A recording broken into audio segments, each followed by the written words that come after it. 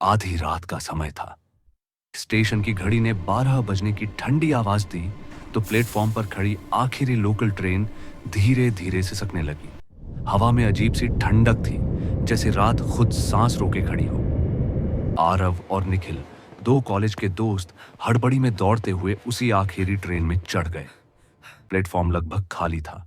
Ticket checker तक नजर नहीं आया। दरवाजे अपने आप बंद हुए और ट्रेन एक लंबी कराह के साथ आगे बढ़ गई। डिब्बे के अंदर हल्की पीली रोशनी टिमटिमा रही थी। पूरी बोगी में सन्नाटा पसरा था। न कोई यात्री, न कोई आवाज, सिर्फ पटरियों पर रगड़ती पहियों की घर्षण ध्वनि। लगता है आज पूरी ट्रेन हमने बुक कर ली, निखिल ने हल्की हंसी के साथ कहा। आरव ने जवाब में मुस्कुराने की कोशिश की, लेकिन उसके गले में शब्द अटक गए। उसे अचानक महसूस हुआ कि डिब्बे के बिल्कुल आखिरी कोने में कोई बैठा है। उसने गौर से देखा, वहां एक काली आकृति थी।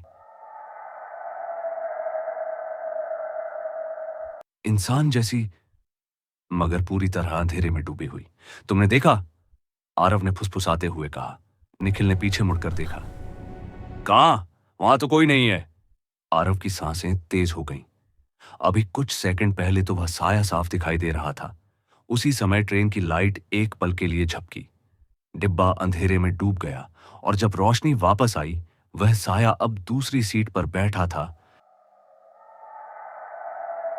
पहले से थोड़ा करीब। अब निखिल ने भी देख लिया। उसकी हंसी तुरंत गायब हो गई। शायद कोई यात्री होगा। उसने खुद को समझाने की कोशिश की। रोशनी की वजह से अजीब लग रहा है, लेकिन वह आकृति बिल्कुल स्थिर थी। उसका चेहरा दिखाई नहीं दे रहा था, बस कालेपन का एक ठोस धब्बा। ट्रेन अगला स्टेशन पार कर चुकी थी, पर अजीब बात यह थी कि कहीं रुक नहीं रही थी। बाहर खिड़की से सिर्फ घना अंधेरा दिख रहा था, ना स्टेशन, ना लाइटें। ये ट्रेन रुक क्यों नहीं रही? आरव ने कांपती आवाज में पूछा। निखिल ने खिड़की से झांका। बाहर जैसे कोई दुनिया ही नहीं थी, बस काला शून्य। तभी फिर से लाइट झपकी। 1 सेकंड का अंधेरा, और जब रोशनी लौटी, वह साया अब ठीक उनके सामने वाली सीट पर बैठा था। अब दोनों के गले सूख गए। वे उठकर दूसरे डिब्बे की ओर भागे। दरवाजा खोलकर अगले डिब्बे में पहुंचे, पर वहां भी वही सन्नाटा, वही टिमटिमाती रोशनी।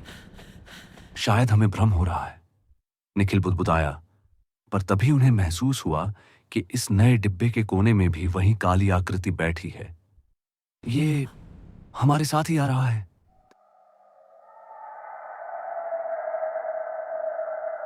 आरव की आवाज टूट गई।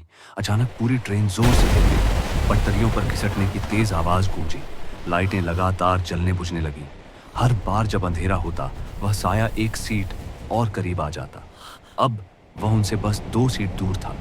दोनों दोस्तों ने आपातकालीन चेन खींचने की कोशिश की, पर चेन गायब थी। उसकी जगह दीवार पर सिर्फ खरोंचें थीं, जैसे किसी ने नाखूनों से गुस्से में नोच दिया हो। निखिल ने कांपते हाथों से मोबाइल निकाला। नेटवर्क नहीं। समय देखा, 12 बजे AM। घड़ी आगे क्यों नहीं बढ़ रही?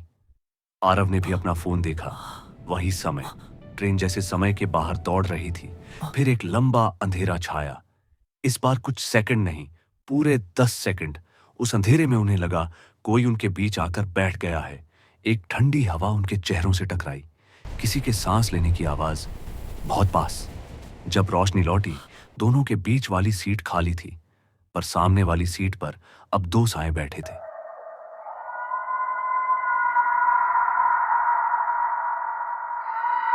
आरव की आंखें फैल गईं। ये तो कैसे हो गए? निखिल धीरे धीरे पीछे हटने लगा। तभी उसकी नजर खिड़की के शीशे पर पड़ी। शीशे में उनकी परछाई नहीं थी। वहां सिर्फ 2 काली आकृतियां बैठी थीं। दोनों सन्न रह गए। उन्होंने घबरा कर एक दूसरे को देखा, पर सामने जो चेहरा था वह धुंधला था, जैसे धीरे धीरे मिट रहा हो। हम दिख क्यों नहीं रहे? ट्रेन अचानक एक झटके से रुक गई। दरवाजे अपने आप खुल गए। बाहर वही स्टेशन था जहां से वे चढ़े थे। प्लेटफॉर्म खाली। घड़ी में फिर से 12 बज रहे थे। डिब्बे के अंदर अब कोई साया नहीं था, पर प्लेटफॉर्म के एक खंभे पर टंगा एक पुराना अखबार हवा में फड़फड़ा रहा था। उस पर हेडलाइन थी, 2 कॉलेज छात्रों की रहस्यमयी मौत, आधी रात की आखिरी ट्रेन में लापता। तारीख आज से ठीक 1 साल पहले की। फोटो में वही दोनों चेहरे थे। आरव और निखिल ने डर से एक दूसरे की ओर देखा और पहली बार महसूस किया उनके पैरों के नीचे जमीन नहीं थी। पीछे खड़ी ट्रेन की खिड़की में अब 2 काले साए बैठे थे, एकदम स्थिर। लाइट फिर से झपकी और इस बार जब रोशनी लौटी, प्लेटफॉर्म पर कोई नहीं था, सिर्फ आखिरी ट्रेन जो फिर से किसी और का इंतजार कर रही थी।